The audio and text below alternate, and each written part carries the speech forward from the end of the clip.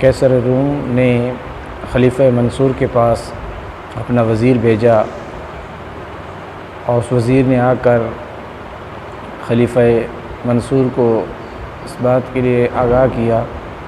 کہ قیصر روم کا یہ حکم ہے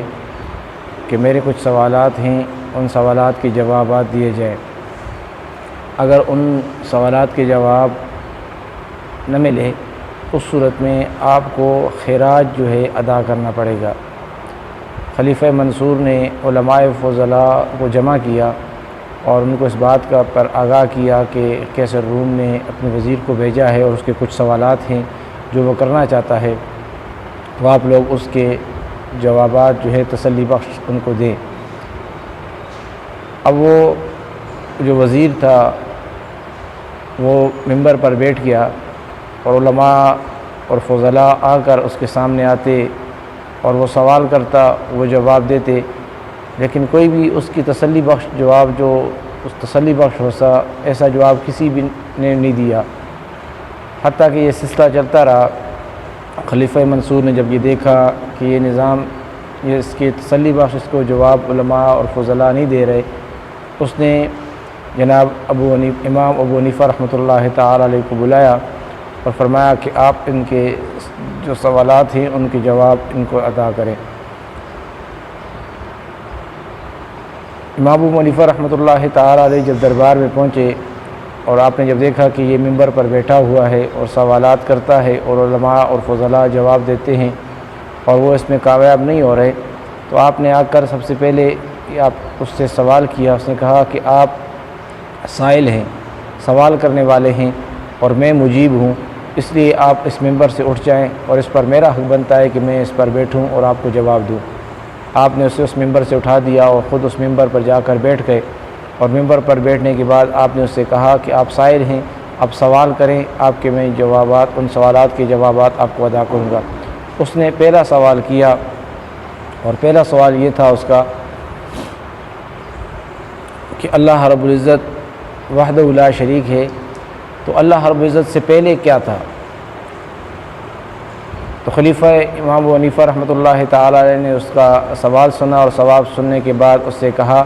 کہ آپ کو عادات تو آتے ہوں گے، 1 2 3 4 تو آتے ہوں گے؟ اس نے کہا بالکل آتے ہیں۔ تو آپ نے اس سے پوچھا کہ 1 سے پہلے کیا آتا ہے؟ تو اس نے جواب دیا کہ 1 سے پہلے کچھ نہیں آتا۔ تو آپ نے اسے اس کے جواب پر اس کو کہا کہ جب 1 سے پہلے کچھ نہیں آتا تو پھر اللہ رب العزت کی ذات ایک ہے، تو اس سے پہلے بھی کچھ بھی نہیں تھا اور نہ کچھ آ سکتا ہے۔ پھر اس نے دوسرا سوال کیا کہ اللہ رب العزت کا چہرہ کس طرف ہے؟ تو جناب ابو حنیفہ رحمۃ اللہ تعالی نے اس کا سوال سنا اور سوال سننے کے بعد آپ نے ایک چراغ منگایا اور اس چراغ کو روشن کیا۔ روشن کرنے کے بعد اسے کہا کہ اے وزیر یہ بتا کہ اس چراغ کا منہ کس طرف ہے؟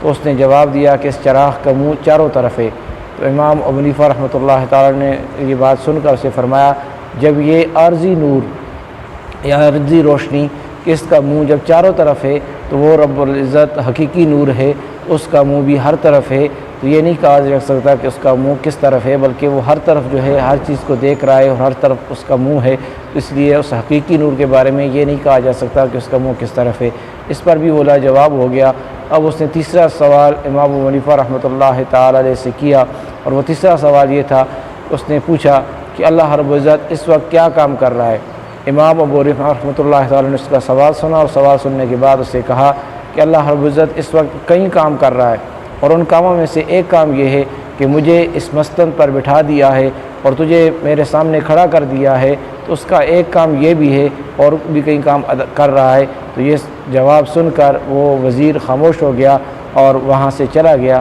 تو اس طرح امام ابو حنیفہ رحمۃ اللہ تعالی نے اپنے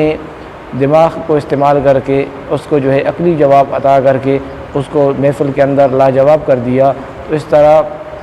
امام ابو حنیفہ رحمۃ اللہ تعالی علیہ جو وقت کے پیشوا اور امام تھے، اللہ رب العزت نے ان کو یہ عزت بخشی کہ ہر طرح کے سوالات وہ ان کے جوابات ادا فرما دیتے تھے۔